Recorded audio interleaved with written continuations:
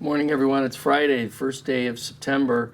School will be back in session soon. I know those who are listening that don't want to hear that. It's coming. And to parents everywhere, school's going to be starting soon. So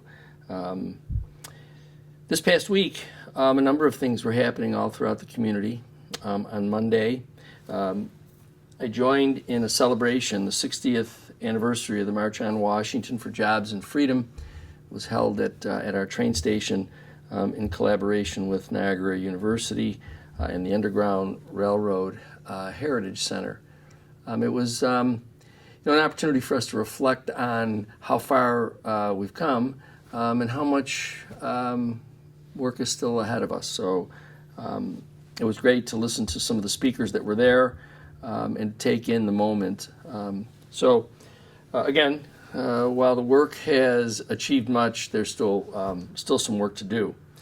There was music all over the place this week. We had concerts in the city market on Wednesday.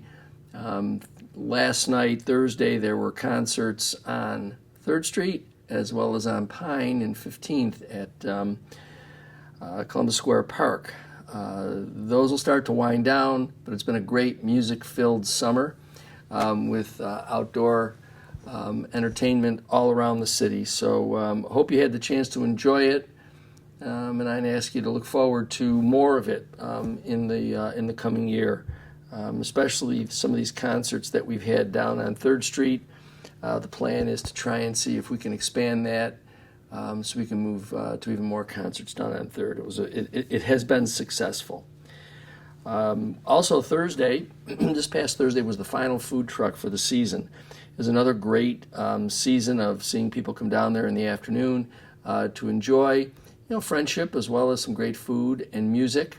Rough estimates are somewhere between 1,000 and 1,500 people enjoyed those Thursdays this summer, and again look forward to that happening again this coming year.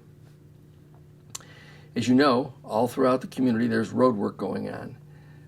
If you are currently not on our text alert system, please text the word resident to 716-325-5723, 716 Falls 23. Text the word resident to that number. You'll get a couple of prompts, and then you'll be connected to the text alert program, which will alert you to where road work is going on, what phase they're in, and what you can expect. The road work continues also with the State Department of Transportation on Walnut and Ferry Avenues.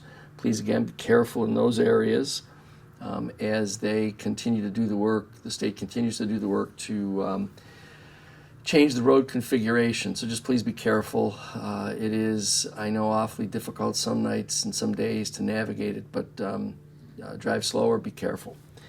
This weekend, starting today, the Labor Day Festival begins on Old Fall Street. It'll start at 5 p.m., and today it'll go from 5 p.m. to 10 p.m. Tomorrow, noon to 10, and Sunday, noon to 6. There'll be live music, food trucks, other activities. So if you're looking for something to do over this Labor Day weekend, the last weekend before we all start back into the routine of school and other activities, please go on down to Old Fall Street. There'll be something for you to do each and every day, Friday, Saturday, and Sunday. Just to remind everyone that on Labor Day, City Hall will be closed. This coming Monday, City Hall will be closed. So if you have any business to do, either try to get it done today or please come and see us on Tuesday. Tomorrow, Saturday, there'll be a book bag giveaway at the City Market and at the Tops Market on Portage Road.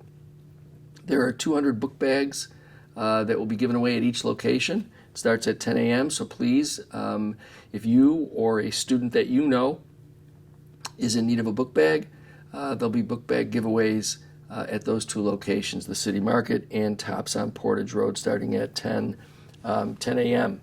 I also, it's the first day of September 2023, and we celebrate today the 2-year anniversary of the announcement of NFR's fabulous $1 billion project.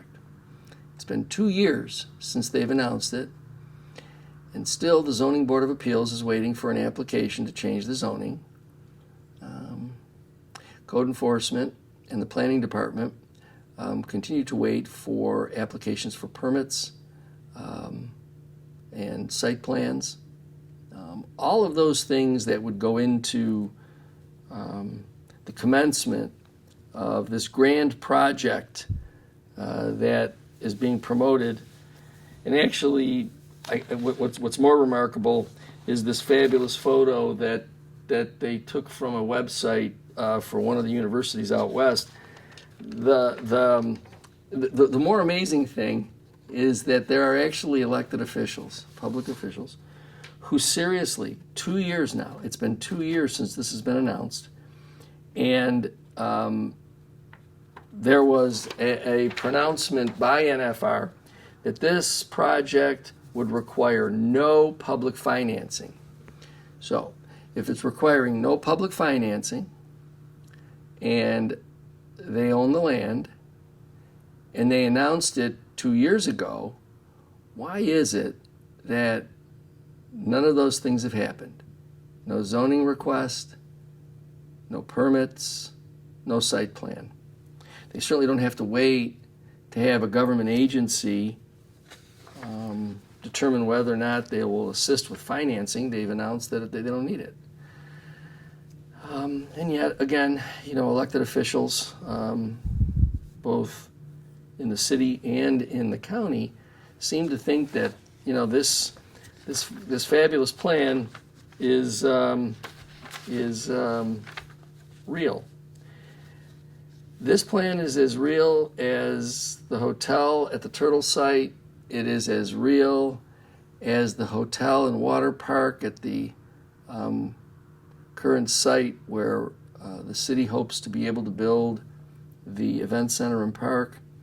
Simply stated, it's another chapter in the book we're writing about NFR fables. So we celebrate the second anniversary of their announcement. Everybody in the community is still waiting. It's $1 billion investment. It's supposed to bring so many jobs. However, the report to the Canadian government from Urbicon's other 3 locations is 250 total jobs across 3 locations. But somehow, the construction of this data center is going to bring hundreds and hundreds and hundreds of jobs. My friends, I think that what NFR would love to do is sell the city of Niagara Falls the Brooklyn Bridge. So I think it's high time, and I know as I've been out talking to people and walking in neighborhoods, there are many, many people who are just simply fed up. So I think all of us have had enough of the stories that are being told to us by this group. And we'll continue to press forward for those things that benefit our residents, benefit our workers, benefit our hospitality industry. Again, we aren't suggesting that this is a silver bullet, magic bullet, the answer to all of our problems, but it is an element that's missing in our downtown. It is a venue that we lack that'll help us stretch out our season and keep our hospitality workers working. So I just want to make sure that I assure everyone that we'll continue to do what we have to do. Again, if you see any of the folks in the Milstein group, or if you see anybody at Urbicon, wish them a happy second anniversary. So as we move into the weekend, it's supposed to be a very good one. So if you are out and about, once again, get yourself down to Old Falls Street. There'll be a whole lot of activities down there for Labor Day weekend. Be safe, be careful, and I look forward to talking to you again next week.